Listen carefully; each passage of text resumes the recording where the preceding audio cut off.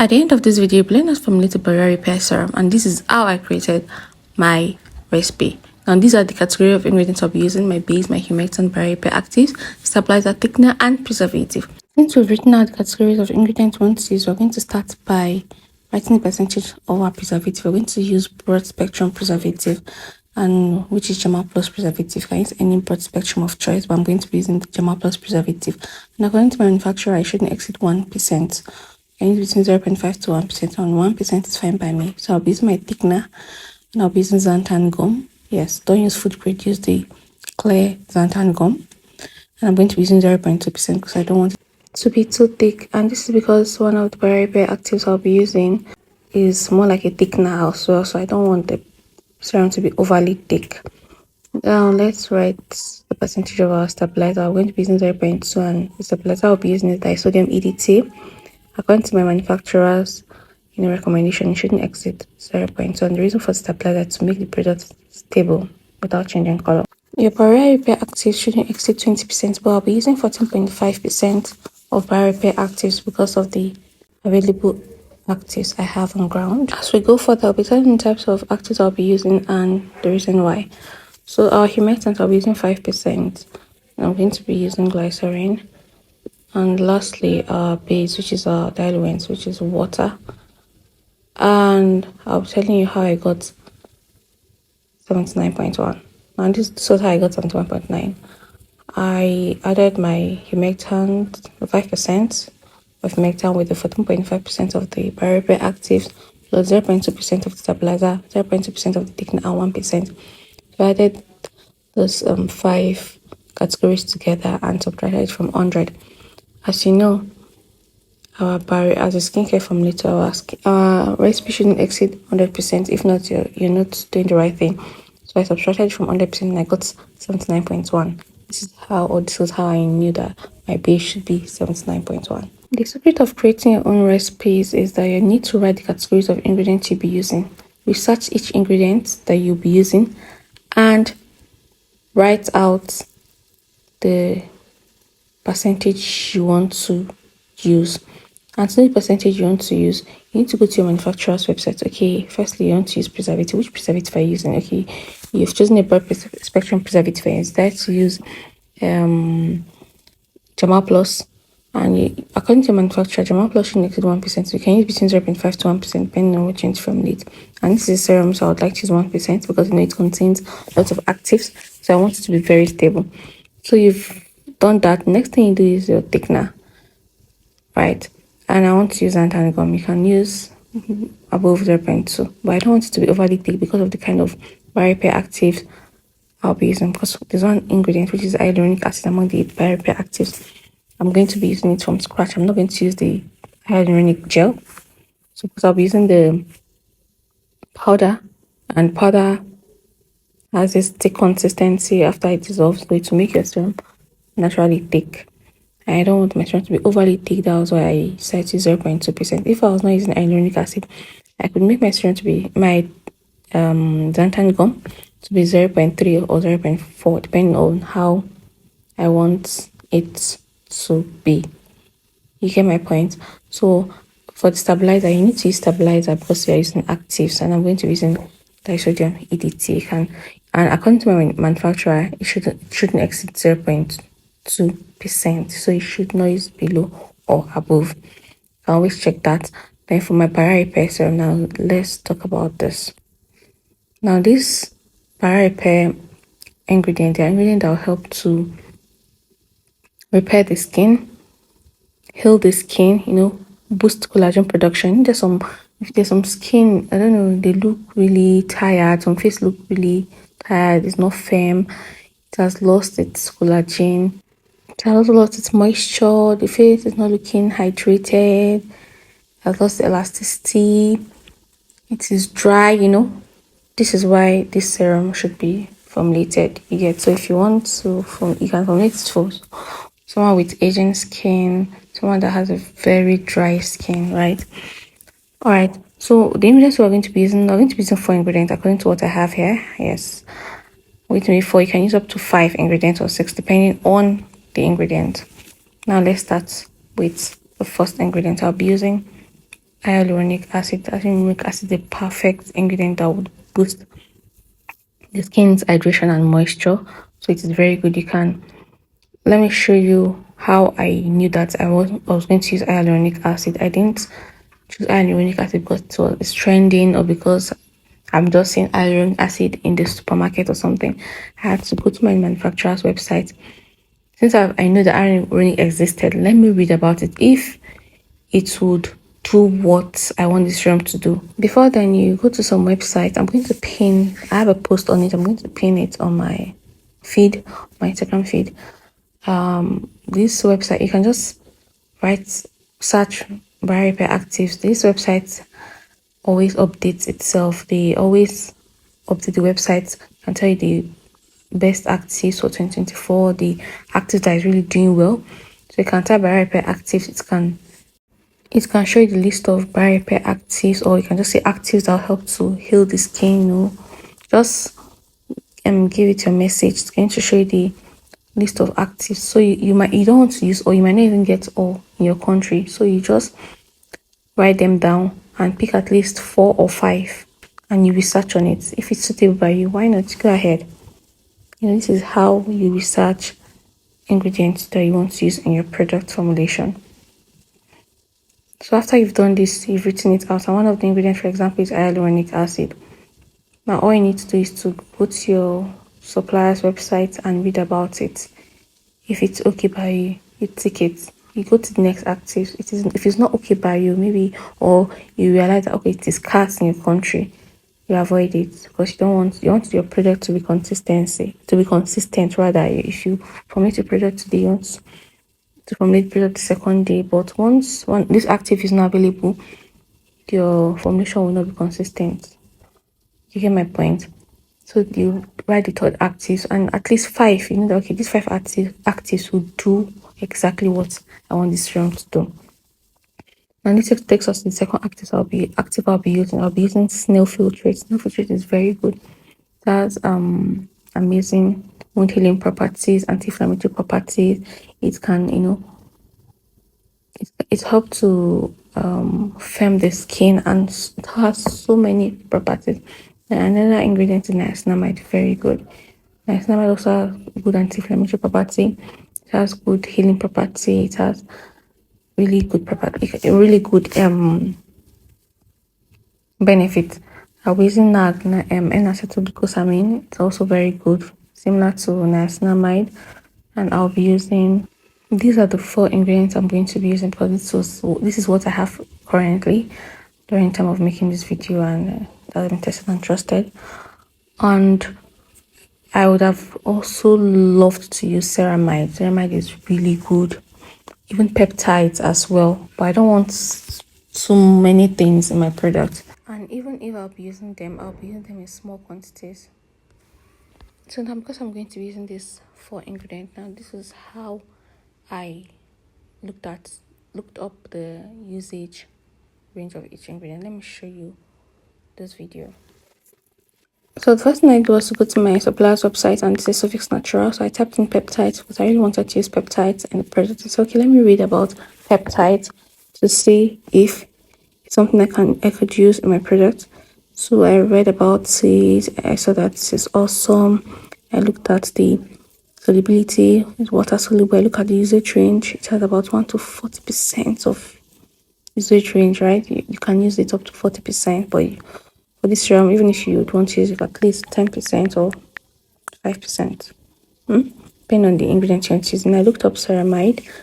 Okay, ceramide. Okay, for this product, I read about it. I picked the water soluble ceramide. I looked up on it and I could see the amazing benefits. Inside also has repair properties and all of that. And I saw the usage range. It's about 2 to the usage range is about 2 to 10%. So you find about 5%, 10%, depending on the other ingredients you'll be using. You understand? You don't want to exceed 20% or 15%. Not too much is not too okay. Then I went to niacinamide. I looked up on it and I saw the benefits. I saw its usage range. So I used niacinamide PC. You can use USP.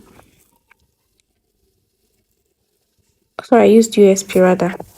This is PC. The difference between PC and USP is the wide range of pH. The pH of PC is from 4 to 8%. I think of niacinamide. USP is about, I think, 5 or so. So we can use any niacinamide of choice. Then I went to NAG, which is N-acetyl glucosamine. It came out, and I looked up on it, and I saw the benefits. So this is how you look up your ingredients. Even your your preservative, your humectant, you can come here and read about it. Any ingredient at all, you can come and read about it. I hope this is clearly understood. I also used hyaluronic acid. You can use either low or high molecular weight hyaluronic acid. So I really wanted to use low, but I was not having it, so I used with me. So I used high molecular weight hyaluronic acid. High is good, low is good. You get, but I think low molecular weight can penetrate deep within the skin. You understand? Why high molecular weight? It's like a film that will not allow this transdermal water loss easily. Get my point? So for this serum, I really wanted to repair. So I needed something that will go deep within the skin. So you can just use any of choice, but for this recipe, they are the same, just the difference in benefits. Their benefits is very similar, but just little different. And I've just said the basic benefits, the basic difference rather.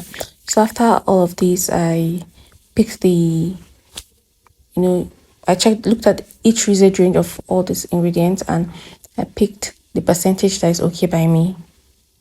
And this also depends on the percentage of barrier repair actives I want to use in general. If I wanted to use up to 20%, I could do that.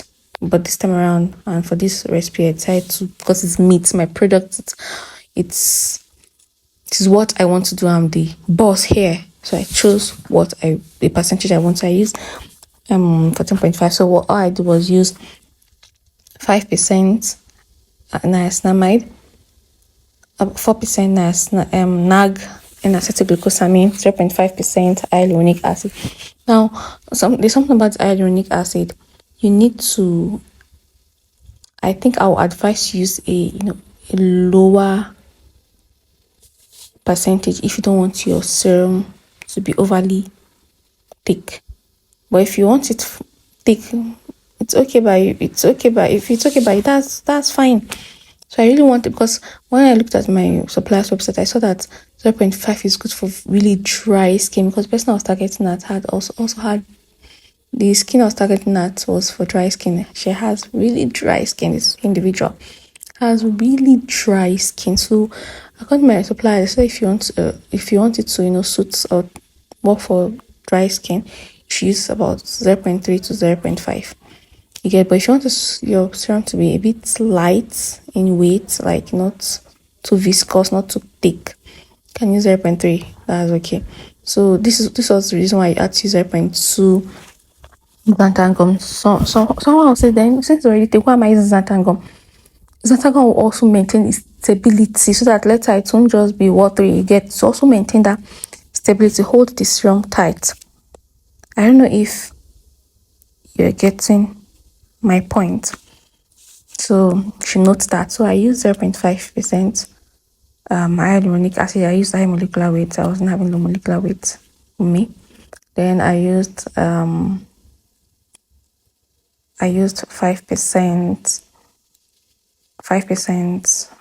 snail filtrate. Yes, and this is okay by me. So if I wanted my formula to be 20%, I can use, let's say, 5%, or I can reduce maybe N-acetyl glucosamine to 3%. I can use 5% ceramide. I can use 5% peptide or 3%. You can just make sure that the formula does not exceed 20. If you want to use up to 20% barrier repair active, or if not, you can use up to 15% and 10% as well. But you know that you have to reduce the actives, the percentages of the actives. If you use niacinamide, if you want to use about 5%, you can use 3% for your NAG. You can use 2% for your snow filtrate, 2%. You can just make sure that your active doesn't exceed 10, as if you want to use 10%. You just do you.